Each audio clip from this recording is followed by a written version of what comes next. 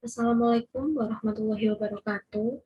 Kami dari kelompok 9 akan mempresentasikan mengenai materi laba perusahaan atas persediaan upstream dan downstream untuk mata kuliah akuntansi keuangan lanjutan.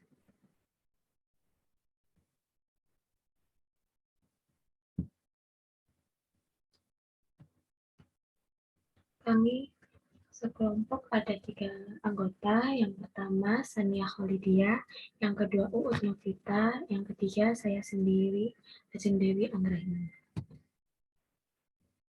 Pendahuluan. Dalam dunia akuntansi ada 2 istilah yang sering digunakan, yaitu upstream dan downstream. Kedua istilah ini berhubungan dengan perusahaan induk dan anak. Induk dan anak perusahaan berkaitan dalam hal laba dari perusahaan. Berikut penjelasan mengenai upstream dan downstream dalam akuntansi. Upstream. Upstream adalah di mana penjualan dari anak ke perusahaan induk atau penjualan dari bawah ke atas. Dampak penjualan tersebut adalah anak perusahaan akan mengalami peningkatan penjualan, peningkatan harga pokok penjualan, dan peningkatan laba kotor. Hal ini tidak akan mempengaruhi laba operasi perusahaan induk, kecuali barang yang dijual tersebut dijual kembali kepada entitas atau pihak lain. Downstream. Downstream merupakan kebalikan dari upstream, yakni di mana penjualan dari perusahaan induk ke perusahaan anak. Harga yang terjadi di antara kedua perusahaan tersebut harus diperhatikan dengan baik. Jika harga yang dikenakan sama dengan harga perolehan, maka tidak ada permasalahan dalam pembuatan keuangan. Namun, jika harga yang dikenakan berbeda atau lebih tinggi daripada harga perolehan, maka laporan keuangan harus disesuaikan dengan jurnal eliminasi.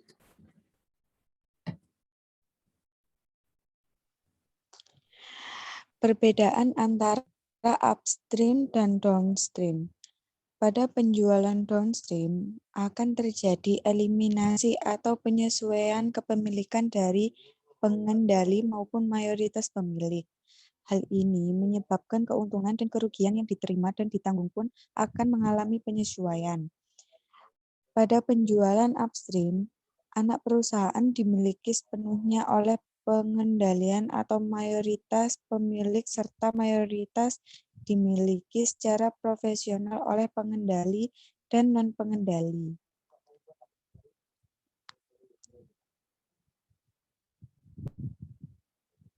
Contoh soal yang pertama. PT ABC memiliki saham sebesar 75% atas PT XYZ.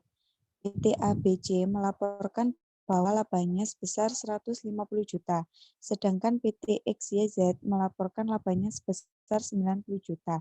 Selain itu, terdapat juga laba antar perusahaan yang belum terrealisasi sebesar 30 juta. Berapa besaran laba yang diterima oleh masing-masing perusahaan, baik menggunakan arus upstream dan downstream? Penjualan menggunakan arus upstream dengan perhitungan sebagai berikut.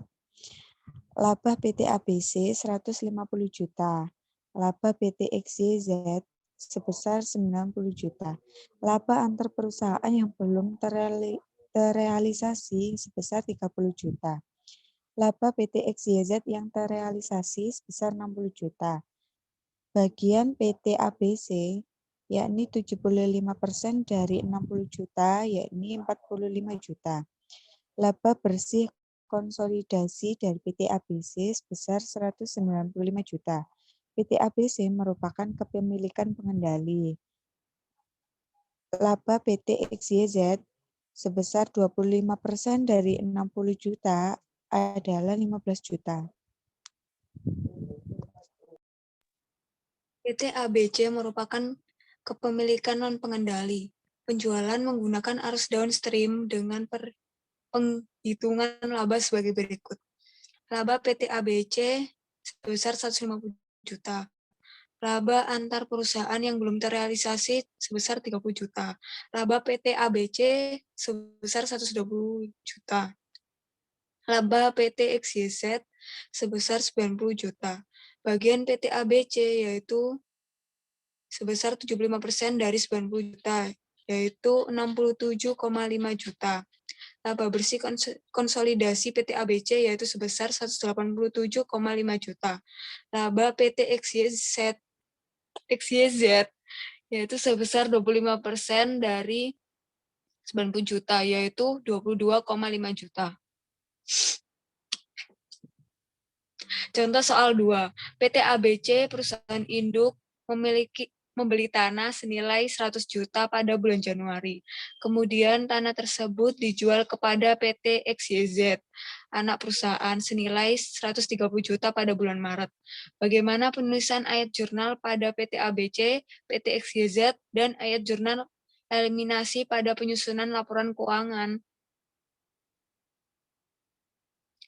Penulisan ayat jurnal pada PT ABC, yaitu pada bulan Januari, tanah 100 juta terhadap kas sebesar 100 juta. Pada bulan Maret, kas 130 juta terhadap keuntungan penjualan tanah 30 juta, tanah 100 juta. Penulisan ayat jurnal pada PT XYZ yaitu tanah 130 juta terhadap kas sebesar 130 juta.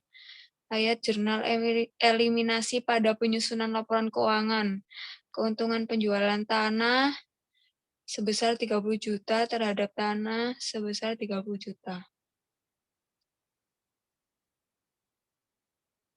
Sekian presentasi dari kelompok kami. Apabila ada kesalahan, mohon maaf. Terima kasih. Wassalamualaikum warahmatullahi wabarakatuh.